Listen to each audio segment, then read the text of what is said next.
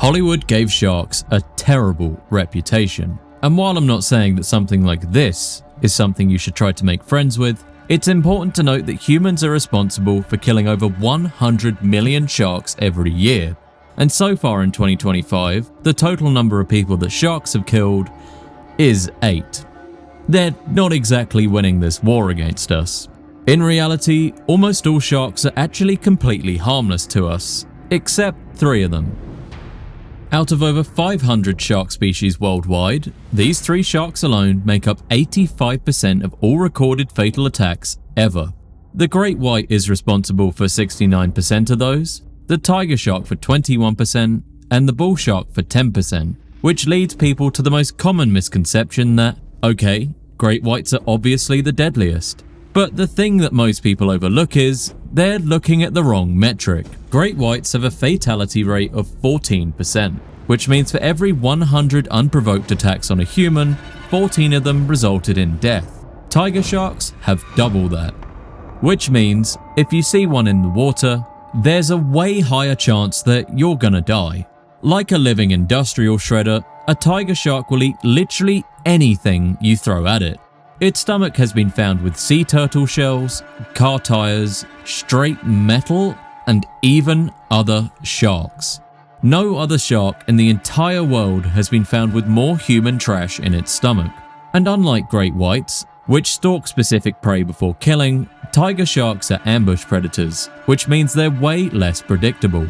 And in tropical reef systems, this unpredictability makes them completely uncontested. Tiger sharks are the apex predator of the reef, with no natural predators once fully grown.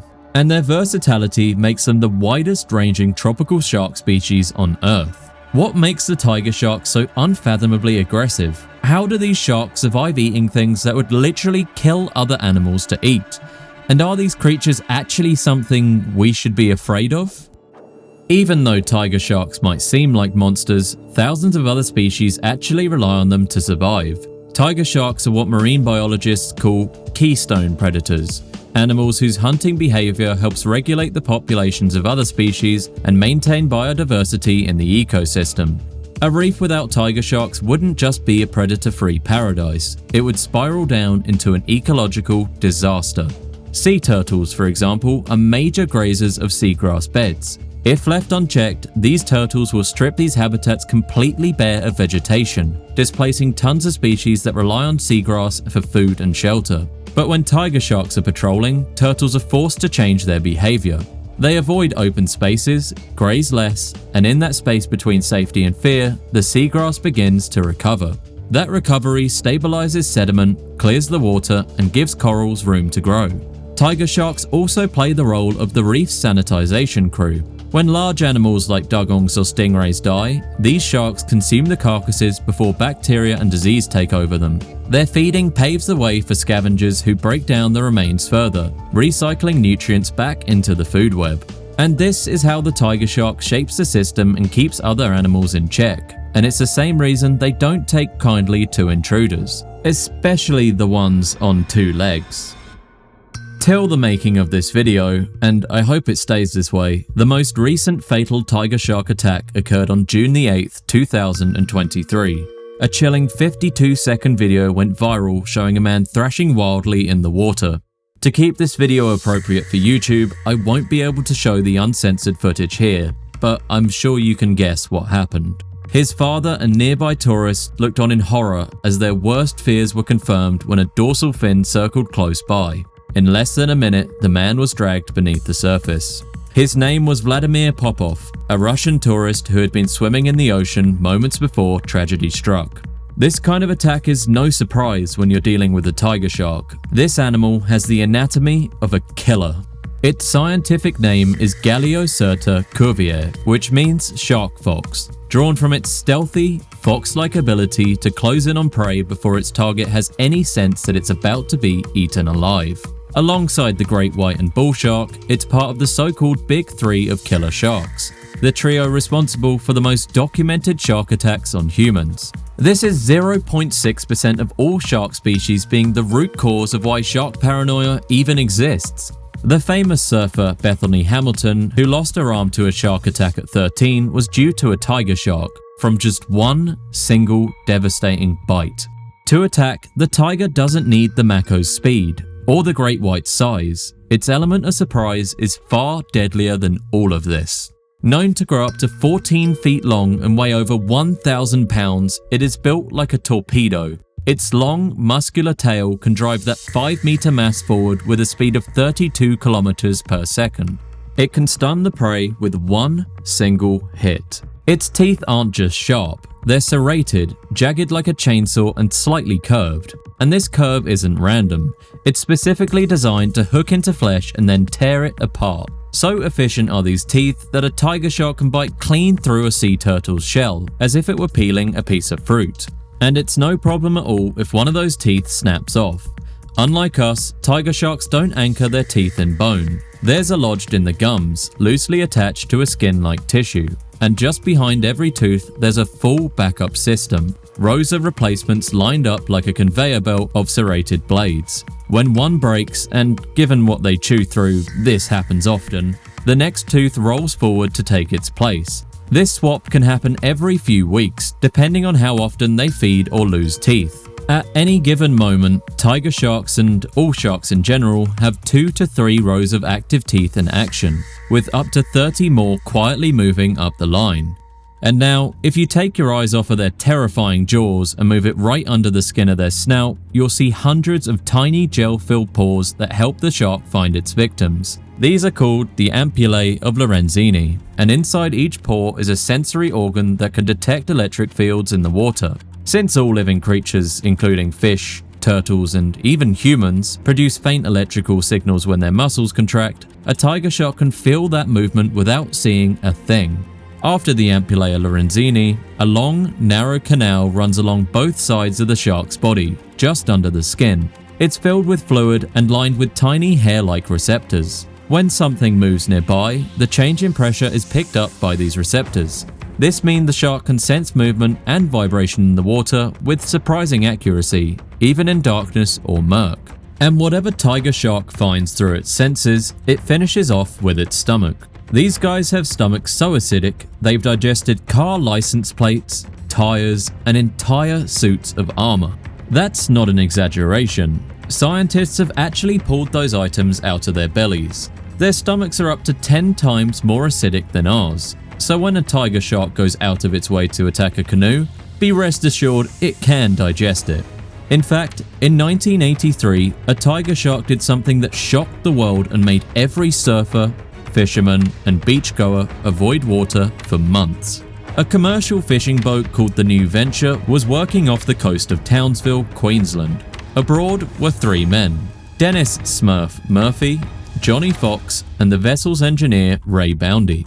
What began as a routine job turned into a nightmare when their boat was struck by a sudden squall. The New Venture capsized, throwing the men into open water. For hours, they clung to floating wreckage under the burning sun. Dehydrated and disorientated, they drifted further from shore. Then the water changed. A fin sliced through the surface near the debris. One of the men screamed. It happened fast. A tiger shark lunged and dragged Johnny Fox under. His body was never recovered. Boundy and Murphy were left in shock, barely able to speak. Just before sunset, the shark returned. This time, it circled for longer. Boundy later recalled how the animal moved with eerie calm, slow, deliberate, as if it had no reason to rush. Then, it lunged again. Murphy was torn from the wreckage and disappeared beneath the waves. Ray Boundy was the only one who made it back alive. He was rescued the next morning, still clinging to the debris. When asked about the attack, Boundy described the shark not as a frenzied killer, but as something disturbingly methodological, patient, confident, and relentless.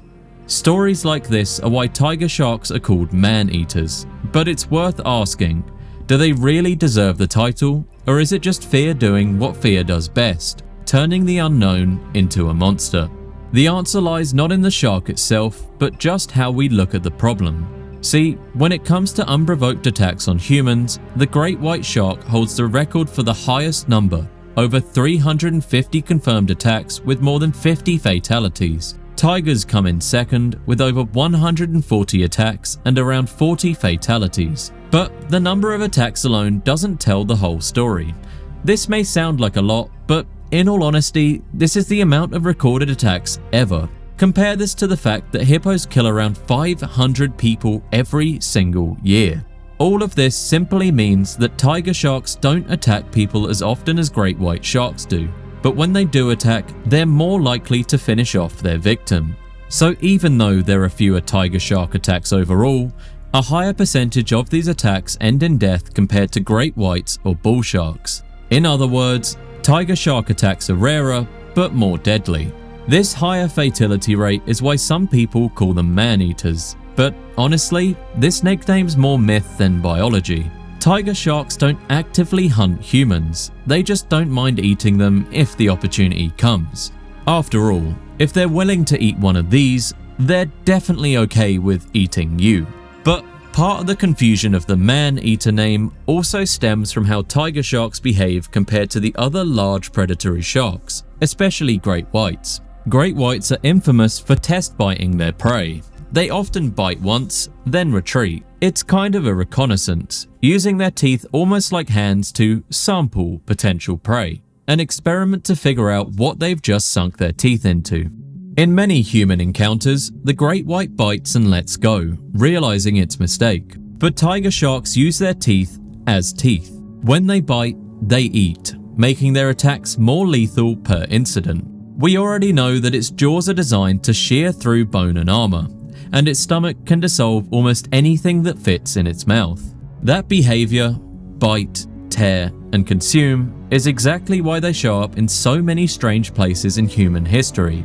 In 1935, a 13-foot tiger shark on display at the Sydney Coogee Aquarium caused an unexpected stir when it suddenly spit up a human arm in front of a crowd. The crowd was horrified. Though later examinations revealed it had been cleanly severed with a knife and not bitten off, the case quickly turned into a murder investigation. In either way, it added to the growing stigma of tiger sharks being savage monsters. And then, in February 2022, just outside the city of Noumea in New Caledonia, a 59-year-old Australian tourist was swimming at a popular beach when he was suddenly dragged under. Again, a 3.5-meter tiger shark was the culprit. The attack was swift, fatal, and happened in waist-deep water.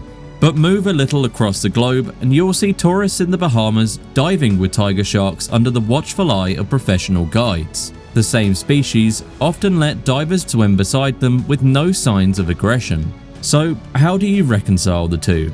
Predator on one coast and gentle giant on the other one? Well, it all boils down to context. Tiger sharks aren't mindless killers, they're opportunistic predators. They're curious, adaptable, and constantly sampling their environment for survival and food.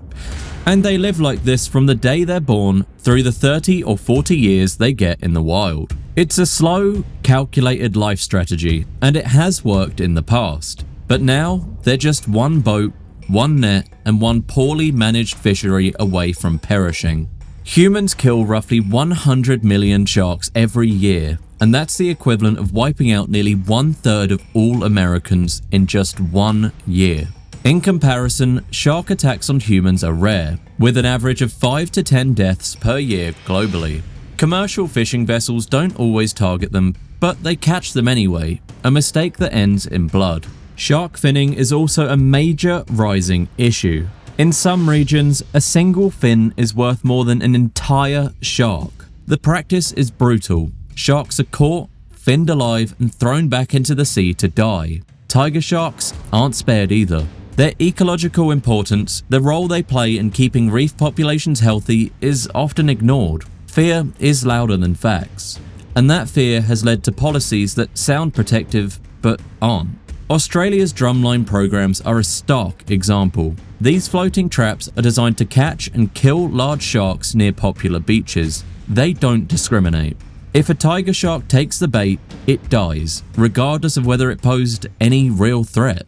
But not all hope is lost. Marine sanctuaries, like those in the Great Barrier Reef, offer safe zones. Satellite tagging programs now let researchers follow individual sharks across oceans. Citizen science initiatives are turning beachgoers into data collectors, and slowly, public perception is shifting. Campaigns and documentaries are pushing past the fear.